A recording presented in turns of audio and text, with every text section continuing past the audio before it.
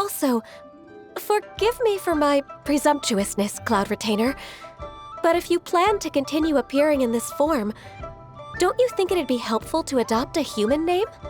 A human name? Huh. You raise a valid point. Considering the sheer extent of one's renown, Cloud Retainer is surely too recognizable as a name. You really think so? Not that you're not famous or anything, but that famous? You presume to know the extent of one's illustrious achievements. One would hardly think such a thing to be possible. Nevertheless, Ganyu's advice cannot be ignored. From this point on, when in public occasions, be sure to refer to one as Xianyun. Xianyun? I assume that's a reference to the full record of Pristine Pavilion. An adeptus of years past would rise with the clouds and rest with the moon. They were enlightened and wise, free and unfettered.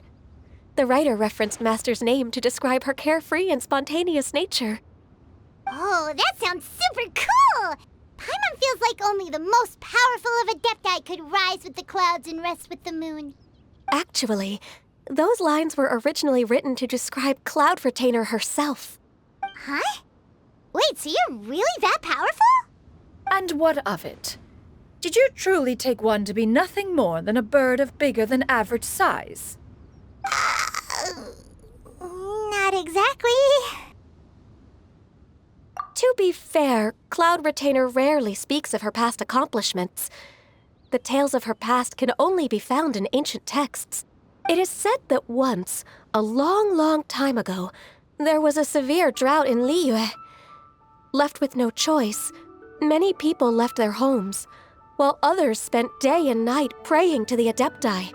Although I did not live through such tragedy, simply reading about it is enough to gain a visceral understanding of all the pain and desperation during that time. On top of the drought, a noxious gas also began to spread through the land. If not for Cloud Retainer's efforts, much of Liyue would be nothing more than a barren wasteland today. The books had this to say about what happened. Upon arrival, the Adeptus borrowed the wind to retain the clouds. Immediately, the clouds gathered together, and abundant rain burst forth from the heavens. Drought and plague were both driven away, and the people were saved. Wow, that's incredible! Mortal records add embellishments to dramatize past events. One did merely what one ought, and even if one had not interceded, the other Adepti would surely have stepped in to help. Even so, you stopped an entire drought! Can you really control the weather like the book said? Oh, Paimon suddenly has a lot more respect for you. So it was Paimon's bad for calling you Illuminated Bird before. You're not too mad, are you? How laughable. A name is but a simple label we carry with us on our journey through the world. Why would one be offended by such a trivial matter? That's a relief. In that case, Paimon will continue to call you whatever feels right in the moment.